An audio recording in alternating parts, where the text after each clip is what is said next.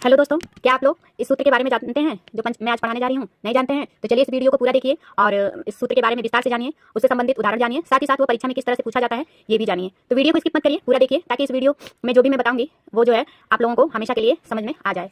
और आप लोग इस वीडियो को स्किप मत करिए, पूरा देखिए, क्योंकि मैं अपनी तरफ से संस्कृत को सरल से सरल शब्दों में बताने का प्रयास कर रही हूँ ताकि संस्कृत को हर कोई बच्चा समझ सके। तो चलिए जानते हैं आज के सूत्र के बारे में। जो आज का ये सूत्र है ये पंचमी विभक्ति का महत्वपूर्ण सूत्रों में से एक है और हमारा आज का सूत्र है आख्यातो उपयोगे।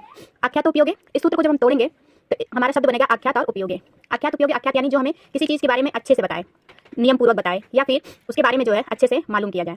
तो पूरा मिला के जो है इस सूत्र का जो उपयोग है अध्यापक से संबंधित है। जब कोई अध्यापक या टीचर या प्रवक्ता या गुरु जो हमसे बड़ा हो, श्रेष्ठ हो, वो हमें कोई चीज़ नियम पूर्वक अच्छे से बताए और तो उस अध्यापक में जो है आख्यातो उपयोगी सूत्र से जो है उसमें पंचमी सूत्र लगता है। तो चलिए इसको विस्तार से जानते हैं। आख्यातो उपयोगी, इस सूत्र के अनुसार जिस गुरु या अध्यापक या मनुष्य से कोई चीज़ नियम पूर्वक पढ़ा जाता है या मालूम किया जाता है, वह गुरु अध्यापक या मनुष्य में आपादान संज्ञा होती है। उस मनुष्य की, जो गुरु पढ़ा रहा है, जो अध्यापक पढ़ा रहा है या जो श्रेष्ठ बड़ा कोई बता रहा है कोई चीज़, तो उसमें जो है आपादान संज्ञा उसकी होती है, यानी उसमें पंचमी विभक्ति लगती है। जहाँ आपादान संज्ञा होगी तो ऑटोमेटिक वहाँ पंचमी विभक्ति लगेगी। तो कहने का मतलब जब कोई टीचर या कोई अध्यापक या प्रवक्ता हमें किसी चीज़ के बारे में नियम पूर्वक बताए, कुछ भी पढ़ाए अच्छे से, उसके बारे में बताए, तो उससे ही संबंधित ये सूत्र है आख्यातो उपयोगे। वहाँ पे या अध्यापक में ही उससे रिलेटेड जो शब्द है उसी में हमारा इस सूत्र के अनुसार पंचमी विभक्ति लगेगा। तो चलिए इसको उदाहरण से समझ लेते हैं। हमारा उदाहरण है बालका अध्यापकात् संस्कृतम पठति।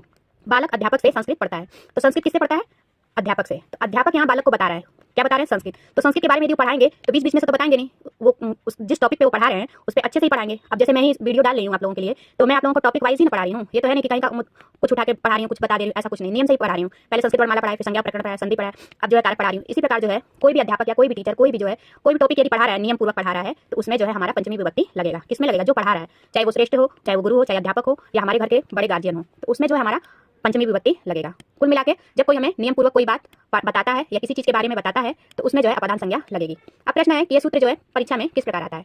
कोई भी पहला हाई स्कूल और इंटर लेवल में जो है हमारा प्रश्न अधिकतर ये पूछा जाता है कि वाक्य दे दिया जाएगा, वाक्य दे के पूछेगा कि किस शब्द में जो है पंचमी विभक्ति लगा हुआ है। पहला प्रश्न तो ये बनेगा। दूसरा प्रश्न हमारा ये बनता है कि शब्द जो है दे देंगे, जैसे उदाहरण दे दिया बालका अध्यापकात् संस्कृतम पठति, तो इस वाक्य में जो है किस सूत्र के अनुसार जो है पंचमी विभक्ति लगा है। तो जब कोई पढ़ता है तो जहाँ पे भी पढ़ने से संबंधित बातें आ जाएंगी तो उसमें जो है पंचमी का यह सूत्र जो है ऑटोमेटिक लगा देंगे, यानी पढ़ने से संबंधित है, पढ़ रहा है किसी से, चाहे गुरु से पढ़ रहा है, चाहे अध्यापक से, चाहे प्रवक्ता से, चाहे किसी श्रेष्ठ से, गार्जियन से पढ़ रहा है, जैसे हम ट्यूशन लोग पढ़ते हैं, किसी से भी पढ़ा है तो वहाँ पे जो है आख्यातो उपयोगी सूत्र से जो है पंचमी विभक्ति उस वाक्य में लगेगी। तो जो पढ़ा रहा है उसी में लगानी है, जो पढ़ रहा है उसमें नहीं, जो पढ़ा रहा है उसमें लगेगा, चाहे वो अध्यापक हो, गुरु हो, प्रवक्ता हो या फिर घर का कोई गार्जियन हो या श्रेष्ठ मनुष्य हो, तो उसमें जो है पंचमी लगेगी।